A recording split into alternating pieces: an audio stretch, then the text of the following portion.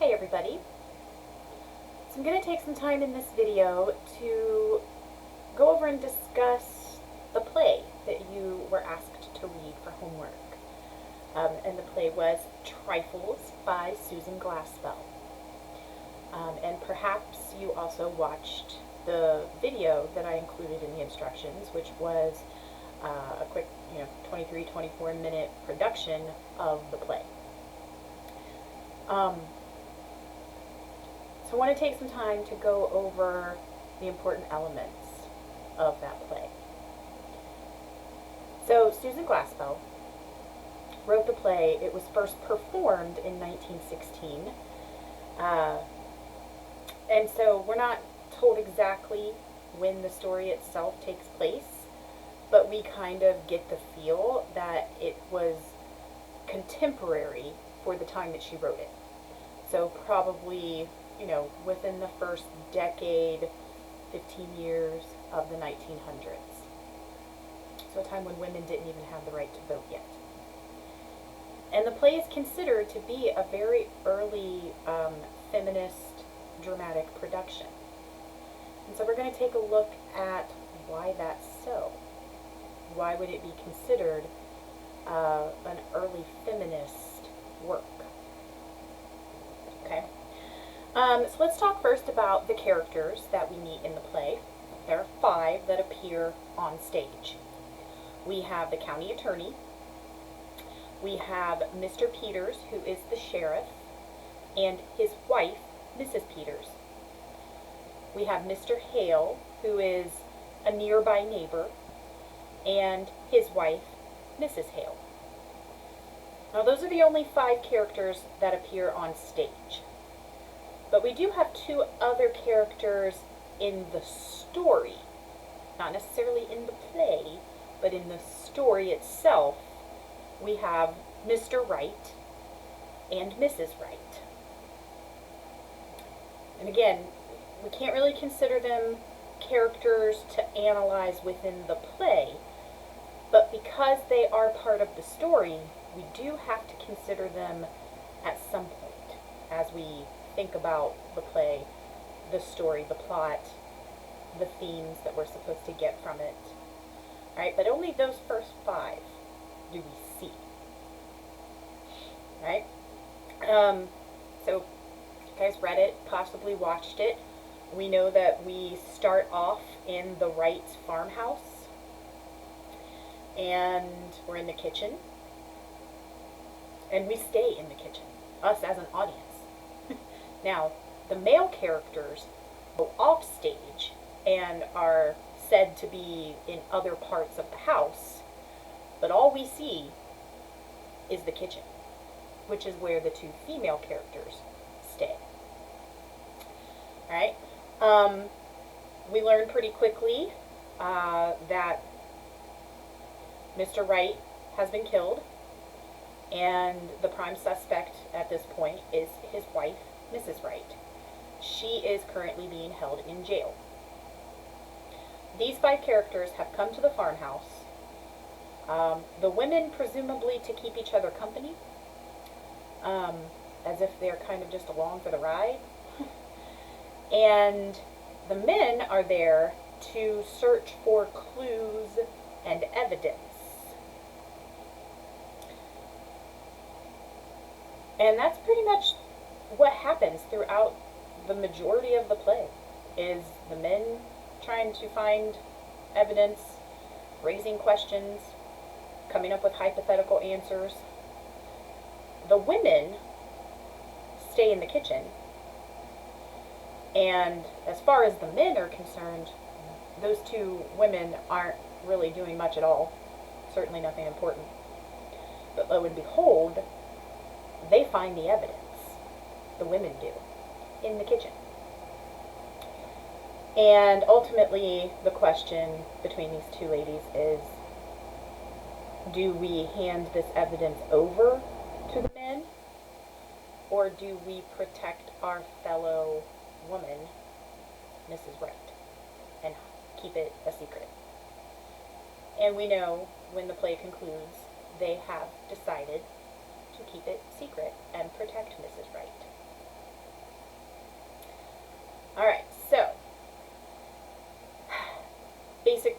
summary of the play there. I want to look at the dramatic structure, because that is something that we discussed in the Intro to Drama PowerPoint last week. We looked at the 6 stages of dramatic structure. So remember, we have point of attack, exposition, rising action, climax, falling action, and the denouement. So point of attack is where we start in the story, where the play begins, where we as an audience and the characters on stage start the action.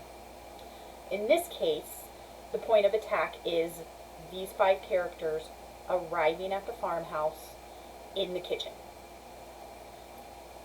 We get exposition pretty quickly. And remember, exposition is when, one or more characters are discussing background information. Now, it's done in a way that makes sense in the context of dialogue and a conversation among the characters, but it's the reason that the characters are discussing these things ultimately is so that we as an audience get the information we need to understand where the story is beginning. In this case, Mr. Hale, the neighbor, he's the one who discovered that Mr. Wright had been killed. He came to the farmhouse and he first interacted with Mrs. Wright. She was sitting in a chair quilting, acting somewhat oddly, and he decided to go look for Mr. Wright and found him dead, murdered, hung with, strangled with a rope, in the bedroom. And he is explaining all of this to the sheriff and mostly the county attorney, because the sheriff has already been there. The sheriff's already talked to Mr. Hale. The sheriff already knows that part of the background information. But Mr. Hale is presumably going over it again so that the county attorney can hear, but it's also so we can hear, right? So the men are pretty certain that Mrs. Wright has killed her husband. The rising action, though, happens in the kitchen, right? And it might not seem like rising action, because rising action tends to build momentum, and we feel that tension building, and it's usually really obvious. In this case, it's pretty subtle, but it's there. And the rising action for this play happens as the 2 women talk in the kitchen. They talk about Mrs. Wright, how she used to be in her younger years, perhaps before she married Mr. Wright, shortly after she married him, and then how her life changed and how she changed. They're worried about her, and they know that she was quilting when Mr. Hale showed up at the farmhouse, the day before, or however many days before. And so, and I believe Mrs. Peters, the sheriff's wife, I believe she had visited Mrs. Wright before they came to the farmhouse. And Mrs. Wright was concerned about her preserves, she was concerned about the quilting, and the ladies thought that maybe it would do her some good to have the quilting stuff in jail with her. And so they start going through her quilting things, and they find a dead canary, a dead bird. And it clicks with them pretty quickly what had happened. And it makes total sense to them, as they're piecing all of it together. It came very naturally to them to make to make connections and draw conclusions from seeing the dead bird with the quilting stuff to where the story started for us on stage. That's our rising action. Included in that rising action, as we're getting very close to the climax, because remember, climax is the 4th stage of dramatic structure. As we're getting close to that climax, the last part of the rising action is the discussion between the two women as to what they should do about the bird. Do they keep it a secret, or do they tell the men? And Mrs. Hale very much wants to keep it a secret right away. Mrs. Peters, though, she's a sheriff's wife, right? And, law and order, whether it's a direct part of her daily life, is definitely an indirect part of her daily life. And so it takes a little bit more for her to come around. But ultimately, our climax happens at the very end of the play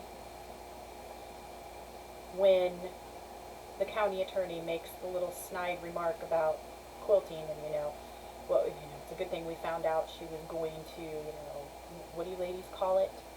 And Mrs. Peters,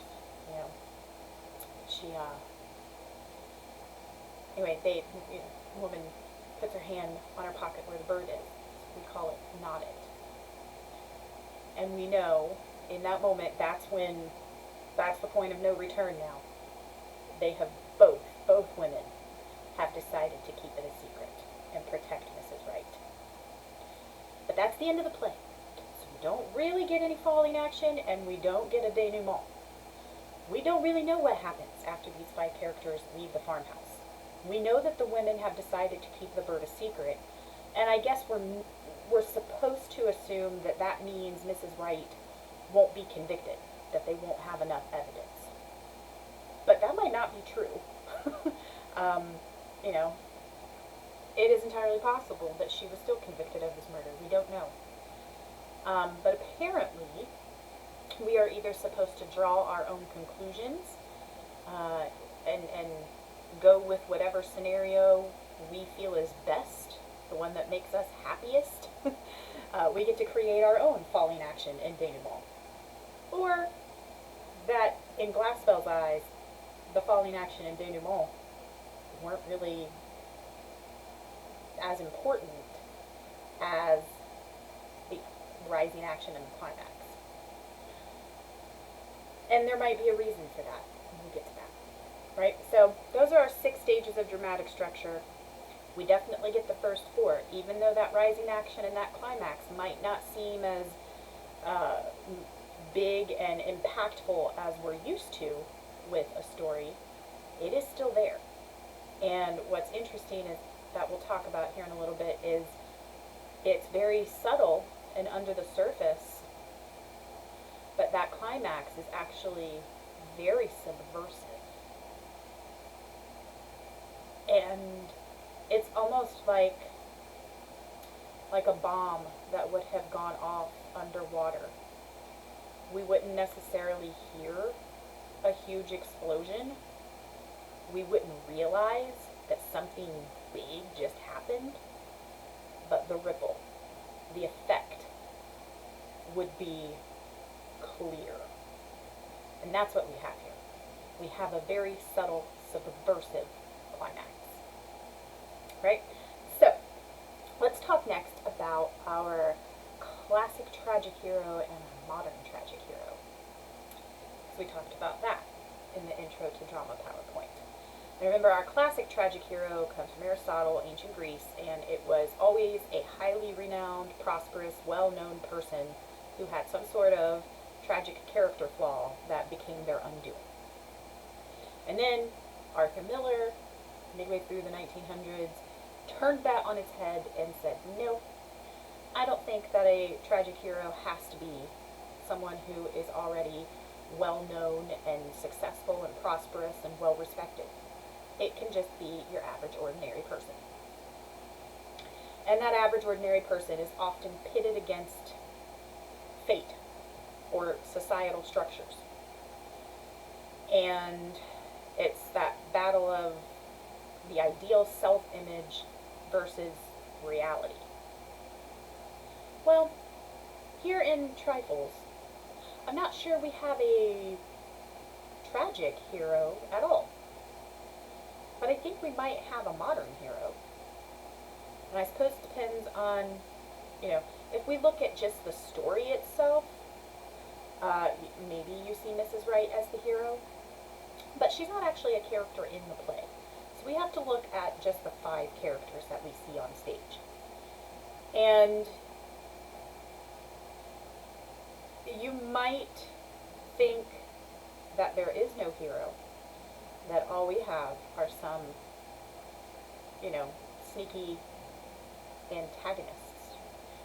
You might think that the women were totally in the wrong for keeping the bird a secret from the men.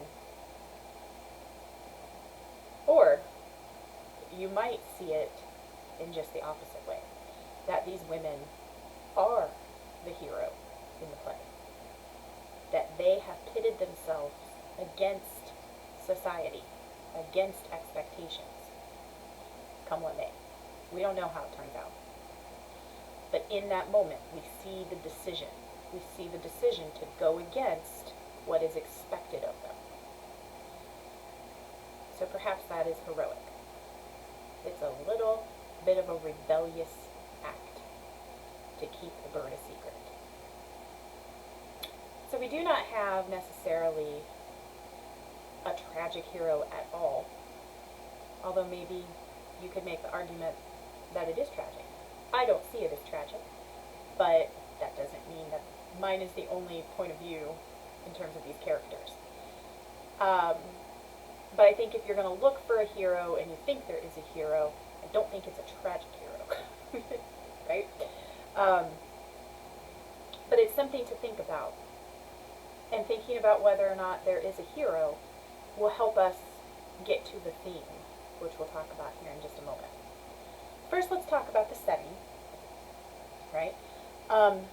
Think about the contextual setting. Again, the play was first performed in the 1900s, early 1900s, 1916, so we can guess that the story takes place relatively close to that year, maybe a few years before. Again, women don't even have the right to vote yet, so you have to take that historical context into consideration when you read and watch this play. Women had no rights yet. They were wives and mothers. Their job was to make a happy home, with or without children, for their husband. Their place was in the home, specifically in the kitchen. And you get the sense that the men in the play don't respect or value Mrs. Wright. They make several comments about how gloomy the house is. They make several comments about the disarray in the kitchen. Dishes in the sink, mess, like, it's just not well kept. Not even taking into consideration that they just hauled her off to jail.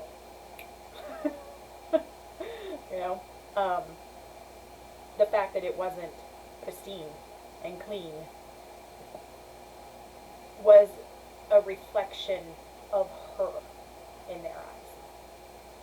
A woman's value came from how well she tended to her duties in the home. They also did not respect any of the work that women did. Yes, this is your place. These are your responsibilities. This is woman's work, but it's not important. They didn't respect the work that women did. Even though it was the work that society forced upon them. They didn't even have a choice in the matter. But yet, they weren't respected for it at all. That's where we're at with this story, the setting of it, the historical context, right? The setting of the play, the dramatic part of the play, again, is in the farmhouse, specifically in the kitchen. Interesting that it takes place in the kitchen, which, even though the whole house was pretty much under the purview of women, the wives, they were in charge of taking care of everything within the house. Again, that kitchen was the focal point. That is where women's work was very much expected to be a certain way. And our two female characters and us as an audience remain in the kitchen, in the world of women.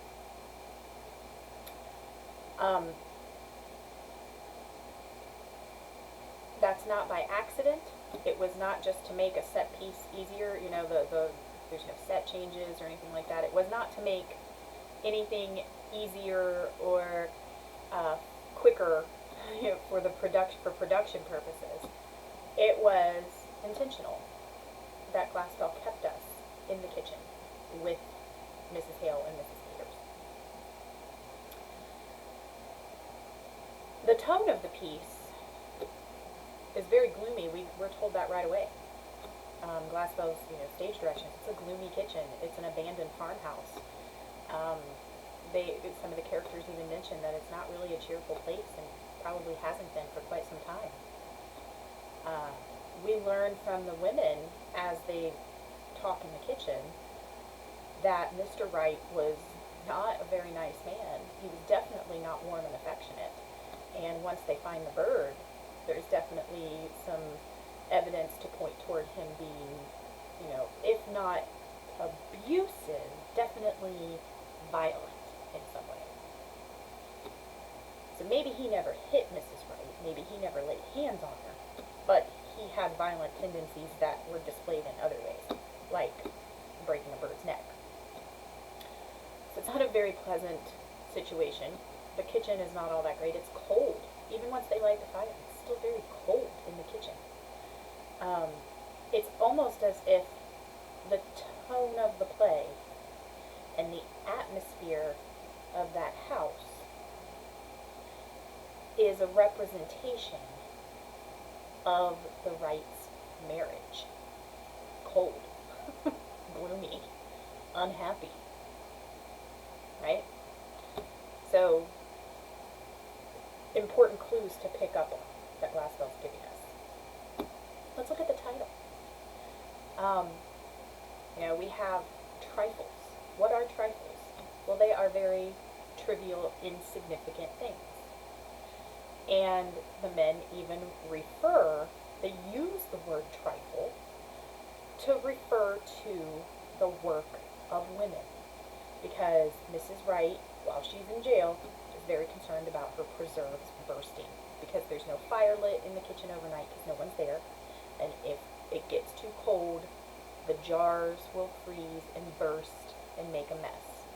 And not only make a mess, but as the women characters point out, Mrs. Hale, she knows how much work goes into canning those preserves.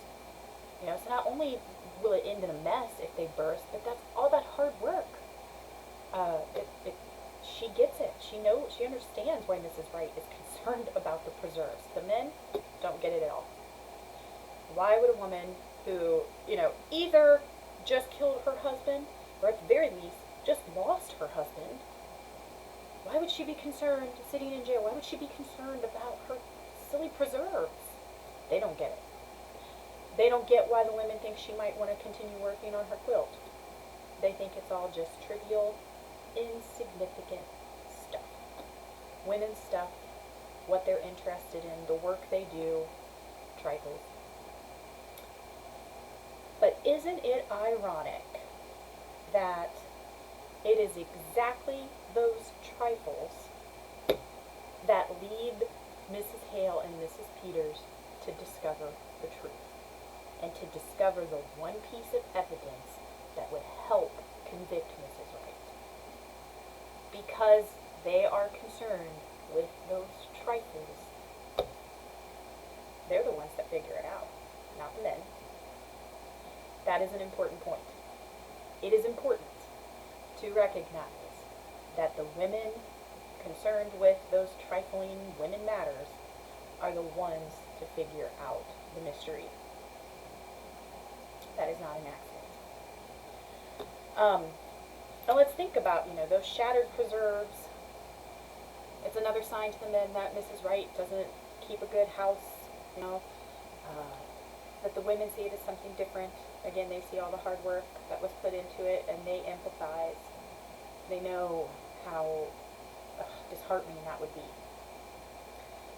Think about the quilting. Again, another trifle, as the men put it. But it becomes of great significance, because that is what the women are doing when they come across the evidence. They're going through Mrs. Wright's quilting stuff, and they find the dead bird. And it's also interesting, those last lines of the play where the county attorney says, well, it's a good thing, we found out that, how she was going to, finish the quilt. Was she going to quilt it, or what is it you ladies call it? We call it knot it. Think about how Mr. Wright was killed, with a knotted rope around his neck. Think about how the bird was killed, with a broken neck. So, perhaps there's some symbolism there. The quilting being, and whether or not she was going to quilt it or knot it, symbolic of her innocence or guilt. Because, when the women are like, oh my gosh, she was knotting it, that's like a representation of what she did. Formed a knot and killed him. But the bird is also a representation itself. The women, Mrs. Hale talks about what Mrs. Wright was like when she was younger, and she actually comes right out and says she was kind of like a bird. She's very happy and chipper and cheerful, and always had a song. She's very bright. But then she was stifled, almost like her own neck was broken, figuratively. And then she just kind of became a shell and had no joy. But then the bird also represents how she killed her husband. He broke the bird's neck. She strangled him. But the bird is basically Mrs. Wright. That's who she was, and that's who she became. And it's in that discussion that Mrs. Hale completely empathizes. She understands exactly what Mrs. Wright has been through all these years. Her situation might not be quite as gloomy. Mr. Hale doesn't seem to be quite as much of a jerk as Mr. Wright was. But we see from the men in the play, on stage, that none of them respect the women. None of them think that their interests or their work is important or significant. All of them believe that women have, very specific duties, and that they are relegated to certain parts of, home life. So even if these men aren't cruel like Mr. Wright was, all of these wives still feel a certain amount of oppression from society and their husbands. So they empathize with her. And Mrs. Peters does empathize, but that doesn't mean she's ready to just hide the evidence. Her husband's the sheriff. Like I said, it takes her a few minutes to come around. But when she does, when she puts her hand over her pocket at the end and says, we call it not it, she has now switched sides. She is 100% aligning herself with Mrs. Hale, Mrs. Wright, and all other women. We call it not it.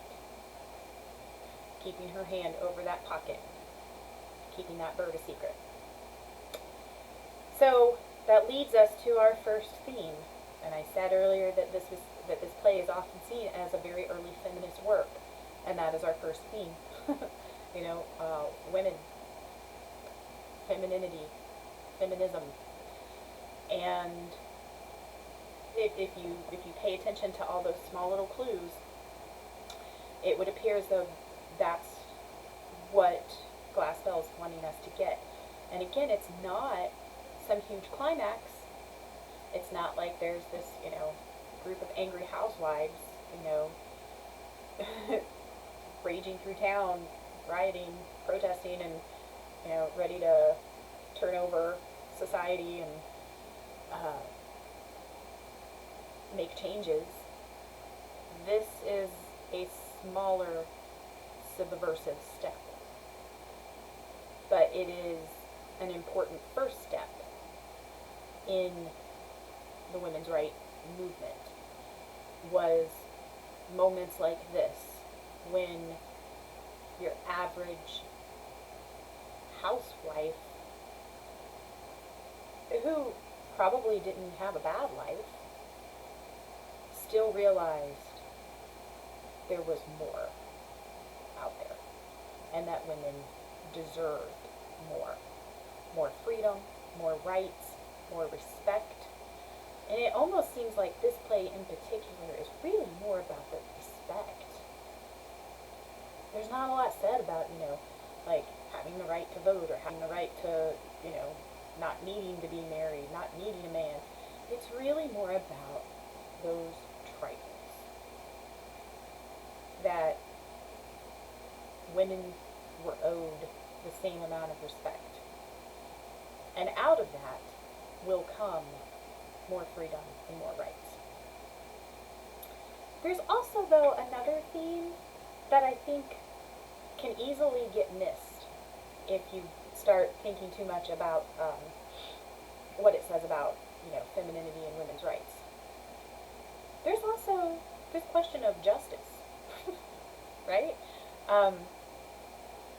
It seems as though we're supposed to root for Mrs. Wright. We're supposed to root for Mrs. Hale and Mrs. Peters to not get caught with the bird, to keep Mrs. Wright's secret. But at the end of the day, is that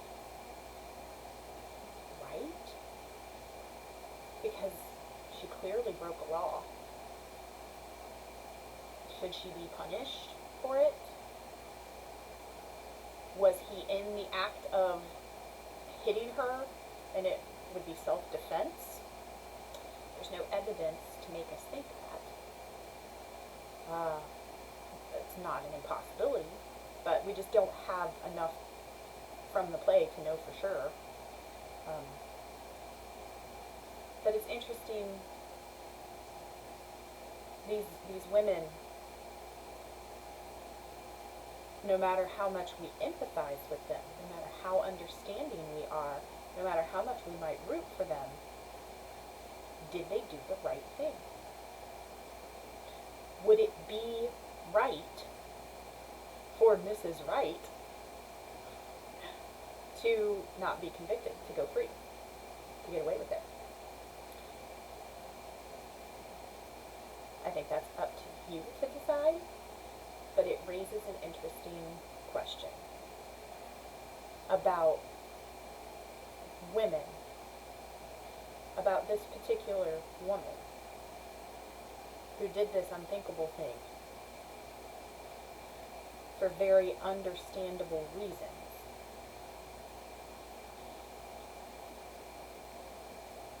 But it is against the law. She did break a law. Should she not be punished for that? But wait a minute. Who writes these laws? Men. Do women have any part in writing the laws? Nope. Should they? Yeah.